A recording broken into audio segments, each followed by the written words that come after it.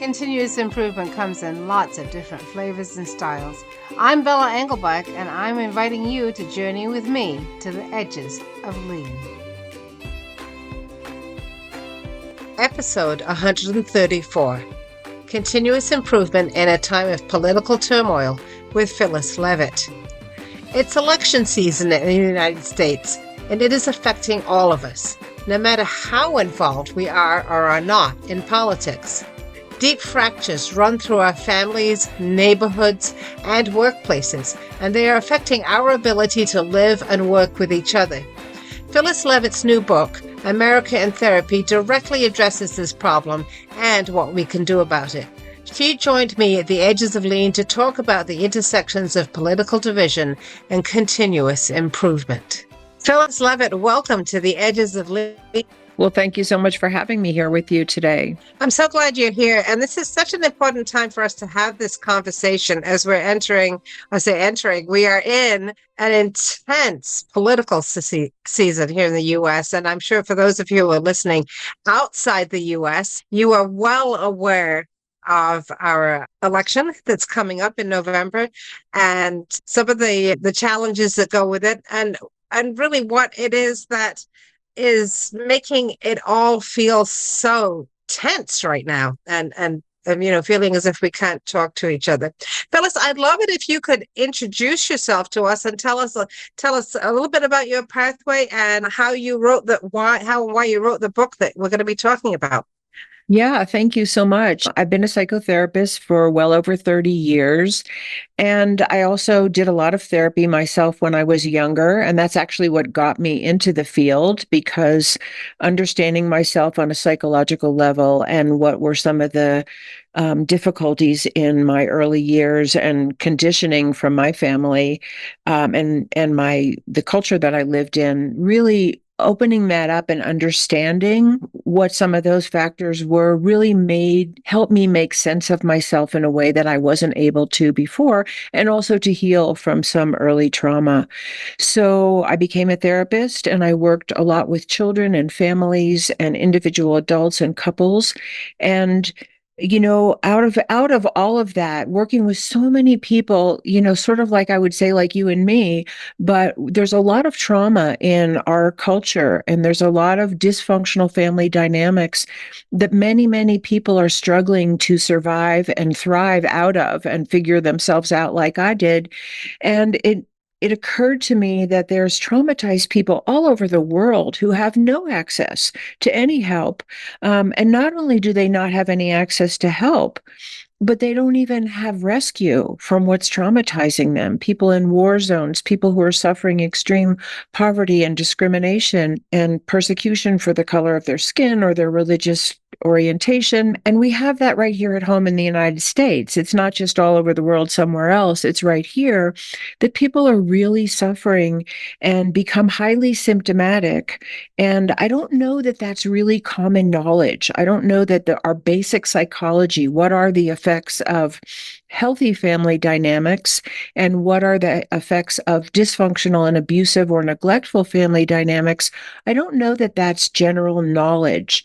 And that's one of the motivations for me writing the book, is that I want to make that general knowledge, because people who are victimized and who don't get help tend to become highly symptomatic. And of course, on a continuum from less severe to very severe. And in our culture, we often blame our victims for their symptoms rather than understanding that if they're really passive and helpless, or if they're really aggressive and dominating or hurtful to other people, if they're highly addicted, deeply depressed, become very rigid and righteous, that sometimes these are symptoms of dysfunctional family dynamics. So that was one piece. And then the other big piece that really motivated me to write the book was from so many years working with families, and the whole culture of psychotherapy today looks at family conditioning. We don't see people as islands. You're not just born good or bad, depressed or anxious. There's usually many factors in our growing up that, even though we're all born with our own natural tendencies, and people are definitely born with different natural tendencies. We're also highly susceptible to the elements in our conditioning. And those family dynamics that we grew up with operate everywhere. Family dynamics operate in the workplace, they operate in school systems, they operate in any group of people that are functioning together, and they operate on the highest levels of government and our greatest and most powerful institutions. And so healthy family dynamics can operate in a business, or very dysfunctional family dynamics can operate in a business, for example. So I took the lens of what I'm calling abuse family dynamics and healthy family dynamics, and looking at our country through that lens. What are the dynamics that are coming down from the top that we're advocating as individuals that are actually abusive or neglectful dynamics that are hurting untold numbers of people who are becoming symptomatic within our country? And everything I'm saying applies around the world, but I'm just talking about America. America. And then Yeah. what do we know from the world of psychology that helps interrupt that cycle of abuse and neglect and helps people heal? And could we bring that to national conversation? Because my feeling is that it's urgent that we do. And when we're talking about what's going on in politics today, some of the dynamics that we see playing out all over the social media, headlines in the news, are terrible ways of relating to other people, and they don't provide the context for actually working out our differences. So that's it in a nutshell. That's it. And that's the whole thing. So wow, there's a lot there, Phyllis. So can we just rewind a bit? So you talked a little bit about some of the, I guess you say, the symptoms of people who have dealt with bad family dynamics, and so that you mentioned apathy, suppression, anger. How do these play out in the workplace? I mean, what do we see in the workplace when somebody is experiencing those? Well, it's very interesting that you asked that question, because I've had a number of clients over the years who've come to therapy specifically because they were suffering in their workplace. And Mm. what I have seen is that we tend to play out the roles that we learned early on wherever we go. So if in your family you learned that the only way to survive was to shut up and withdraw and try to become invisible, chances are, without a chance to heal or without exposure to very different helpful role models, we're going to play out those same roles in our workplace. So, and someone who learned to survive in a dysfunctional family by becoming aggressive and forcing their way on other people, or needing to be top dog because they were so afraid of being hurt, is likely to play out that role in the workplace. And so I've had people come to therapy more often than not. It's not the aggressor who comes to therapy. I will say that. It's more often not. It's the person who has been silenced, the person who's frightened, the person who has become more pleasing or just driven always to be perfect in order to find a way to survive and thrive. And so often what I've seen is that people come to therapy and they can't find their voice, or they have a boss that never recognizes their hard work. They can't get a promotion because the competitive atmosphere is actually repressive. Yeah. Place. Or they go for help to HR and they can't get it because HR is an arm of the Of higher management. Yeah. yeah, which is just like what happens in a family where there's dysfunction. A child tries to tell somebody and they're not believed, or they're punished worse for telling what happened. And this is happening in our society at large. Peaceful demonstrators are being tear gassed. People who are calling out for justice are maligned, and they're often killed. So we have these same dysfunctional family dynamics, abusive family dynamics happening in our homes, and not in every home, in our businesses and not in every business, in our schools, sometimes in places of worship, and in the larger institutions that run our government. That there's policies and practices that really hurt thousands and thousands of people and keep them in a position of powerlessness or a position where they can't fight back against aggression and injustice. And we have to know that when people become symptomatic in a family, and I'll tell you this from having worked with so many children, but this goes for adults as well. But I started out working just primarily with children. Nearly every child that was brought to therapy that I saw for symptoms like wetting the bed, having excessive fears, not being able to make friends, regressing and talking baby talk, attacking other children, being like the bully on the playground or being easily bullied on the playground, or failure to thrive in school. These were some of the symptoms that were presented. Nothing was wrong with any of these children. They were suffering from conflict and violence and dysfunction in their home. And often what they were suffering from was a highly conflictual, unresolved divorce between their parents. So, and they were the symptom bearers. The child was the one who was brought to therapy for their symptoms. And in the world of psychology, we know this dynamic really well, and they're called the identified patient. They're the one who becomes the most symptomatic to signal that the family is in trouble. And if we just take that model and we apply it to our country, what do we think mass shooters are? What do we think the people are who are exploiting the elderly or jacking up their prices and gouging the market or scamming people or people who are out there, committing rape and in all kinds of horrible behaviors that we consider criminal, and they are, and they're very dangerous. But these people are also the symptom bearers for the ills in the family of America. And they're called. And we don't even sort of give them that title as the identified patient, right? That they are viewed as being, well, they're the boss, or they're the governor, or they are the, whatever it is. They're actually, in some cases, receive adulation and praise, and people who surround them supporting their behavior. That's absolutely true. And one of the many things I talk about is sometimes people who have identified with the aggressor as a way to survive seek positions of great power and influence where they can continue to dominate. And one of the things that I just really, really want to emphasize on a psychological level that I think many people are not consciously aware of, although I think it makes perfect sense, is that when someone is an abuser, let's just say in a family, but it could be in any setting, when someone has abusive, repressive, hateful, or violent tendencies, it comes from some wound that they have in terms of love and belonging. Love and belonging are what help people be healthy in their relationships. Love, belonging, cooperation, safety, being provided for, and an atmosphere that is committed to nonviolence, nonviolent communication, nonviolent conflict resolution. And when people don't have that, some people will identify with the aggressor.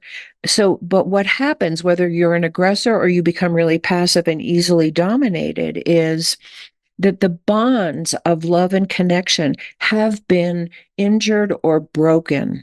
Abuse breaks our bonds of love and connection and compassion and care, because abuse can't happen in an environment where there's compassion and care and not a commitment to nonviolence and where everyone is welcomed and wanted and valued. There's no abuse in that kind of environment, which is more or less a healthy family environment, given that none of us are perfect. So abuse comes from the broken bonds of love and care, and it perpetuates the broken bonds of love and care. So when you have a society that has a lot of abuse and neglect going on in it, and I'm not saying that that's all that's going on in America, there are amazing, wonderful people doing incredible service to other human beings here. But to the extent that we have abuse and neglect on a large situation, we're perpetuating these broken bonds of love and care. And when you don't love and you don't care and you don't value other human beings, it's easier to hurt them. It's easier to exploit them. And that's how this cycle of trauma continues. There's so much for us to think about then, think about the work that the listeners of this show do of being in an organization, knowing that, as you come into the organization, you have your own self to know, and your own, perhaps past trauma, and Right. I would say almost everyone. I can't imagine anyone growing up in a completely, well-functioning family, and also having been to a school that's 100% well-functioning, and having Right. had jobs with colleagues and managers who are also well-functioning. So I would imagine that almost everyone has had at least some taste or a view Sure. on that behavior, right? So we're all coming in there. We need to and I love what you say. We need to understand ourselves, and have done the work to understand ourselves. But then we're looking at other people. We want to encourage them to do certain things at work. I want this person to speak up, or I want this person to be less aggressive. And I think that's where we, as leaders and as coaches, and we talk about this a lot on the show, we have to realize at some point we're not skilled in doing that, right? That's the skill for doing that really is a therapeutic skill, and that there are times where we're not going to be able to do that. But I'm sure, Phyllis, there are things that we can learn to do, both for ourselves and for other people, that can, be maybe band-aids, maybe things that just help create a better environment so people can heal and grow. Yeah, and I've worked with both sides. I mean, I would say more commonly, I've worked with someone who's feeling oppressed in the workplace. Mm-hmm. But I've also worked with a few people who, when they did their own healing work, and they didn't come in to talk about the workplace, but when they came in to work on their own wounding from childhood that was really impairing their life, and they were able to get in touch with that child in them who had adapted in some non-functional way because it was the best they could come up with. I mean, we really do the best we can as kids to try to survive. So if you survived by being more aggressive, or if you survived by being a people pleaser, or if you survived by withdrawing, you did the best you could. But usually those coping mechanisms, especially on the extreme end, don't work later on in life to get us the kind of relationships and cooperation with others and feeling of belonging from others that we want. So I've worked with a few people who, when they dealt with their own childhood wounds, actually found themselves spontaneously, not with me even bringing it up, realizing that the way they were treating people in the workplace mirrored the way they had been treated as children. And they were able to change that and influence the work environment in a very positive way, be more relational, be more caring toward the people they worked with or the people that worked for them, and be more recognizing of other people's strengths and affirming them rather than either ignoring them or being in competition with them, or in some other way of not being a really helpful colleague. So it can work both ways. It can work and I've worked with lots of people who have stood up for themselves in a different way as a result of doing their own healing work, who have quit jobs where they felt that they were really being mistreated, or stood up for themselves in a way that was appropriate and spoke out. So any and all are possible. And again, we take that and we just expand that to the nation. And we need to be able to speak out. We need to be able to call for justice, or call out untruth, or call out abusive behavior, or discrimination. And we need to be able to do that safely, whether it's in our home, in our business, in our school, in our church, or in our communities and in our government. And that's part of mental health. And so one of the big arguments of my book and my work is that the beauty of psychology and the contribution that really has not been allowed to be fully made of psychology to our whole culture and our political system is that psychology is not partisan. It's not, the goal is not to decide who's right and who's wrong. The goal is to help people sit down and listen deeply to one another the way they want to be heard, for the purpose of resolving their conflicts and their differences. And we're not seeing this mirrored in a really big way in our government, in many instances in our government today. And it's having an effect on the whole family of America, just like warring parents have a terrible effect on their children, as I talked about earlier. And I think many, many people are feeling really stressed about what's happening at the highest levels of authority. And it's like we're in, a highly conflictual family that we can't get out of. And what do we do? Right. Right. And we're being asked right now, are we going to pick between the parents, right? Which parent do you want to go with, right? And yeah, it is really hard. Well, one of the things that I see a lot, I have seen a lot, and is that these conversations have become shorthand conversations. That people, whether it's they're sharing memes or they are, sharing, quotes from people, or they're using certain catchphrases, the Right. conversations, when we do have a conversation, they become not real conversations. And so I'll take it as an example, something from my own family, which is that there is a deep conflict in my own family, a political conflict, and there are people who are not talking to each other. If they do talk to each other, they don't say anything about politics because they Right. can't talk about politics. But when they talk about politics, they're not talking about meaning. They're talking about these sort of catchphrases or these code words for something else. And I was wondering, how do we move beyond that, beyond those kind of conversations? So I'll give you an example. So let's take immigration for example. So one group of people will look at immigrants who have come into the country without going through the normal channels. They will not call them immigrants; they call them illegals.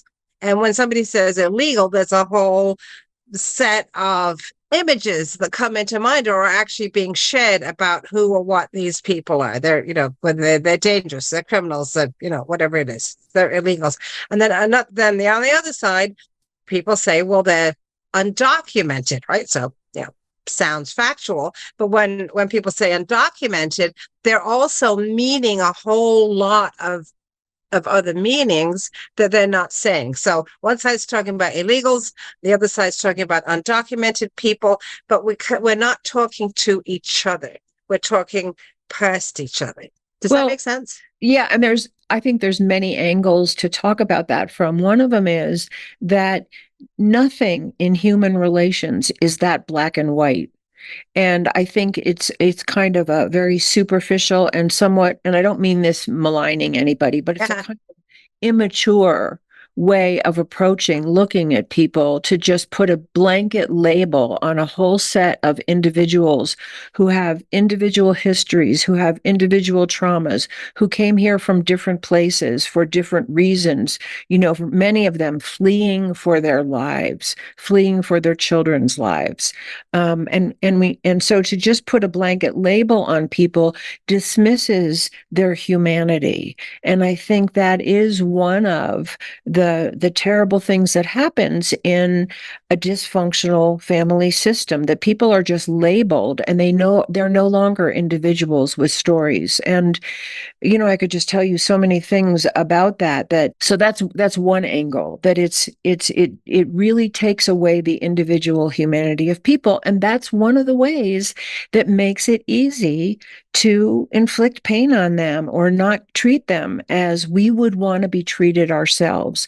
And that's one of the reasons why I say we're really suffering. It's not an ideological divide that we're really suffering from. It's being presented that way because that cements the division. But what we're really suffering from is mental unwellness, because mentally fit and healthy people don't put blanket labels on other people. They care about the humanity of an individual. And one of the things that good therapy does is really go into our history. How did we get there? How did hundreds of thousands of people want to cross the borders and come into the United States? Most people don't want to leave their homes. They don't want to leave their families. They don't want to leave their culture unless it's unviable for them to stay there. I don't want to leave my home. Right. Nothing would make me leave my home unless I was in danger, in great danger. If I couldn't eat, if I was afraid of being killed, if I was afraid of my country being overrun. So I think we have to know that in the family of the world that we're a part of and that we influence and that we have impacted as one of the most powerful nations in the world, that we have something to do with why many people are fleeing over our borders. Are we totally responsible? No, but we have something to do with it. And many of us, many of us, many more of us than not, are the descendants of immigrants ourselves who were also fleeing poverty and war and religious persecution, as well as people who came here, to seek their fortune. But I'm totally the product of an immigrant population that came here in the early 1900s, and many people go way, way, way back. But we're Yeah, and immigrants, and and so how have we made this separation between ourselves and our ancestors and people fleeing hunger and war and hatred all over the world? And that's not saying we should just open our borders and have no way to protect and preserve our own culture, but I think we have to see people as people, and labels really take that away. So but is that's there one. a way, Phyllis? I love what you're saying. Is there a way when you're talking to somebody, and I'm just using this as an example, and talking to somebody, and they are, for them, that label illegal is what's in their mind. There's a lot of fear associated with it. There may be racism associated with it Right. that they may not even be aware of, right? Because racism can be so deeply ingrained in us. And so is there a way to start to have a conversation with that person that helps? I mean, it's not like somebody's right and somebody's wrong, but helps move to a more human way of looking at this situation. And I think you said something that to me might be a key. It might be about stories, right? It might be about hearing stories or um, Totally. Totally. And that's one of the beauties of the best psychotherapy. But let me just say, you don't have to be a therapist to do yeah. many of the things that I'm talking about. This is just a way of treating other human beings that we can all learn to be more compassionate and better listeners. Everybody has a story. Everybody has a story. And that's one of the gifts of the best psychology and psychotherapy, is that we listen to that story. So I'll tell you, something that I think really relates to what you're talking about. I had the good fortune many years ago to go to a talk by a man named Craig Barnes in Santa Fe, New Mexico. He was a international mediator. He was many things, but that was one of the things that he did. And he talked about how he did that kind of mediation between, well, obviously the people were willing to sit down at some point and try to resolve Right. their conflicts, but he was working with where there had been violence, great violence. And what he said was that he always started that mediation with having both sides tell their stories to one another. So they talked about, and specifically, the pain of the family members who had been killed, the pain of their sacred sites that had been destroyed, the pain of their villages that had been burned down, or whatever it was that had happened. And when he had them share, both sides share, their pain was the same. And they could begin to grow that kind of empathy. And that was the basis for resolving some of these conflicts, and I don't know how perfect it was, but there was a place for international mediation, and we need that here at home. We need that role model for when red and blue get together, or opposing social and religious and racial and gender groups get together, to really learn those deep listening skills, starting with Tell us your story. We want to hear. And there's an organization that I don't know if you're aware of, and I think there's more than one organization like this functioning now in America, not necessarily at the top of the news, but it's called the Braver Angels. And it's a grassroots movement whose whole commitment is to bring people on opposite sides of the aisle together and talk and listen. And what they find is that when they do that, exactly like Craig Barnes found when he did his mediation work, was that they were not all that different.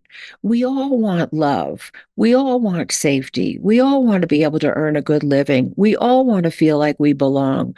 We all want to feel like we're valuable members of the community. None of us wants violence in our lives. And we share these things.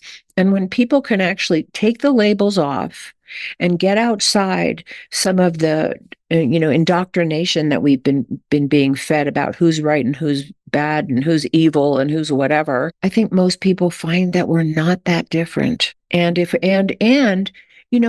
people have really different views on how immigration should be handled, or really conflicting views about abortion, or really conflicting views about equal pay for equal work. Whatever they have, we will have differences of opinion, and we may not come to a consensus. But in a healthy family, people don't kill each other because they disagree. They don't alienate and isolate and badmouth each other because they disagree. They don't withhold resources from them. They don't put them in jail. You know what I mean? So right. So, and I think that what you just said, something that is really important for us to think about, and that whether it's a family or a work organization, a volunteer organization, a state or a country, which is that, in a healthy family, this is how we treat each other, right? That's right. You like the Mets and you like the Yankees. All right, we might tease each other about this, but I'll still buy you a Yankees hat for Christmas, right? So, and we deal with it, right? But what's at the heart of that is that we need that vision of that's what we're aspiring for, right? We want to create that environment. And I think that right now that there is this, there's kind of a sense that maybe we don't want that environment. Maybe we want to be in conflict. Maybe we want to be having walls and we want to be having guns in our house so we can keep people away. And so that vision needs to be the first, right? That vision needs to be cursed for people. Yes, I mean, I think that to the extent that we want conflict and we still want to win the war, that is a symptom of dysfunctional family dynamics and unhealthy family dynamics. And maybe everybody's not going to agree, but let's educate and share with as many people as we can to try to break this cycle, because, there can be a ripple effect. If one person affects another person and really has them open to the idea that we're passing on abuse and neglect dynamics on a national level, and we can expect the same results that you get from a family that's unhealed, that turns out people who, and again, not everybody who survives an abusive environment becomes either an abuser or very, very passive and manipulatable, but many people do. And that's what we have to know. So to the extent that we can provide safety, that we can provide healing, that we can provide education, that we can provide different role models of how to resolve conflict and differences, it spreads. Just like any, like when people figured out that it was a bacteria in the water that caused a plague, there was a cure for the plague. And so the more of us that figure out that healing our human relations and committing to reconnecting with one another and valuing each other and learning to tolerate our differences without doing harm and actually seeking compromise and resolution, the more people realize that's actually in their best interest. If this, then I think the more people can get on board with that. And that's my hope for the country. That's my hope for the world, because on the longest end of the continuum of abuse dynamics and violent behavior, and the feeling that we're entitled to be violent toward people that don't agree, we have nuclear war, and we are still, funding weapons of mass destruction that could destroy all of us. And psychologically, of course, this makes no sense. None. Just Right. like if you had a family that was stockpiling weapons instead of feeding their children and providing them with a good education, you'd say, what's wrong with that family? What's wrong with those adults? But that's what we're doing. Yeah. Yeah. And yeah, mutually assured destruction is not, it's not healthy, right? Yeah, we don't get to redo this experiment if we do that. Right. Yeah. So, Phyllis, tell us the title of your book. Yes, it's called America in Therapy, A New Approach to Hope and Healing for a Nation in Crisis.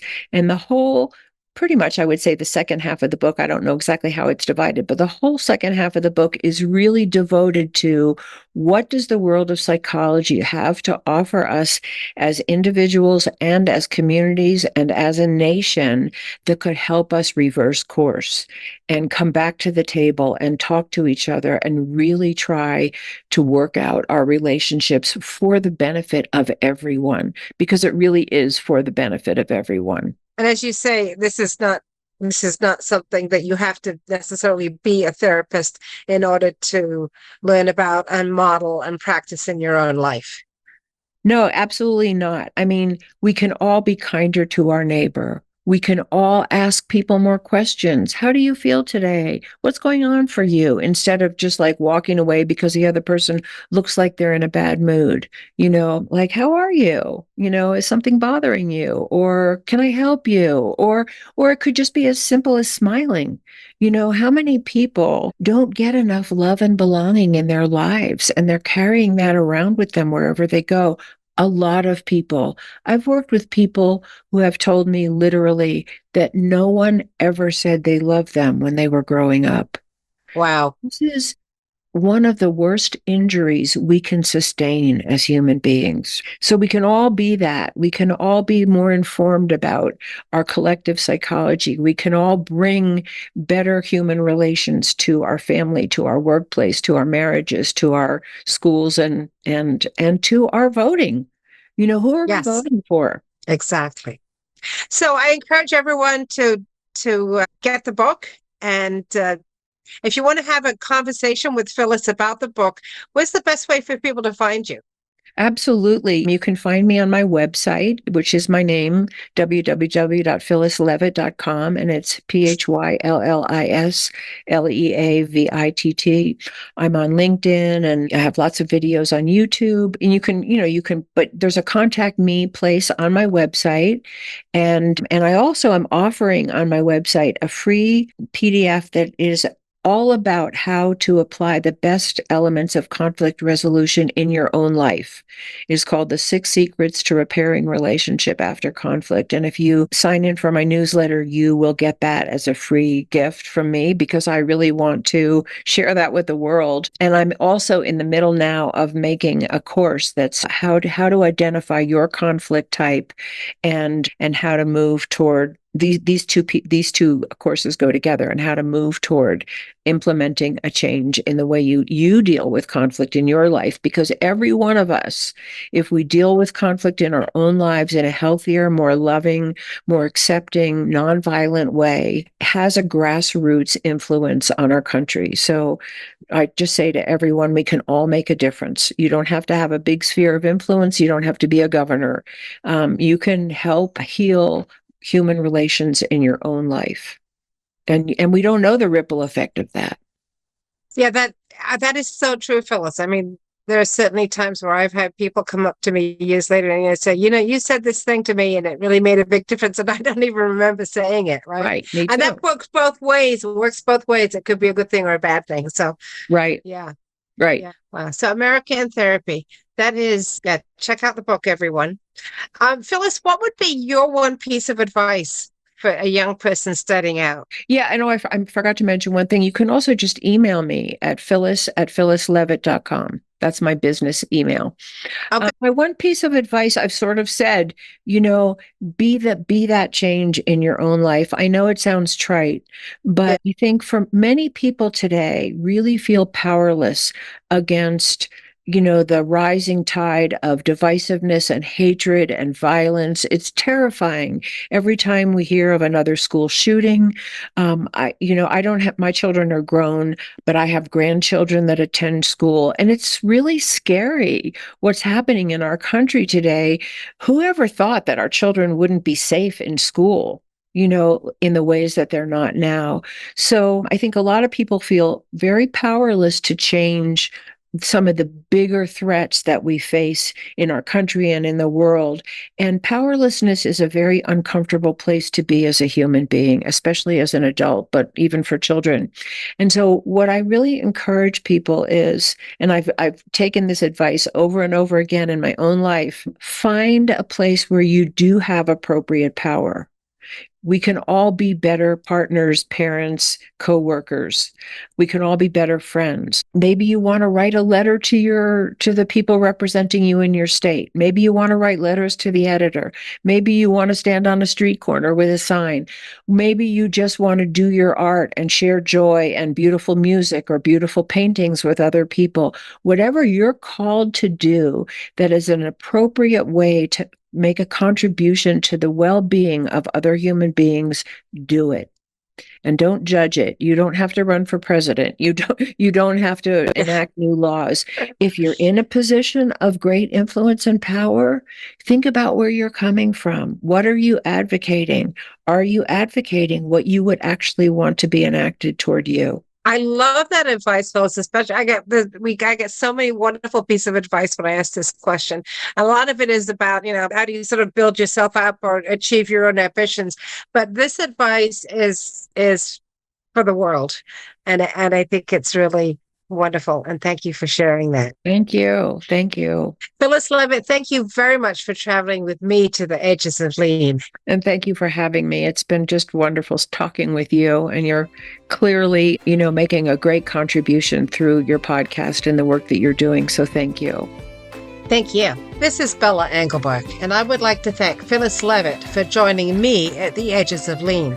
What did you learn from this conversation? What are you going to do differently? What ideas did it spark? We would love to hear from you. Find Phyllis on LinkedIn and phyllisleavitt.com and find her book wherever books are sold. Please find me on LinkedIn or at leanforhumans.com. Subscribe to The Edges of Lean. There's a lot to learn. Check out all the great new Lean content at leancommunicators.com, where there's wonderful new content every week. The Edges of Lean is written and produced by Bella Engelbach with support from Podcast Inc. This is a Lean for Humans production.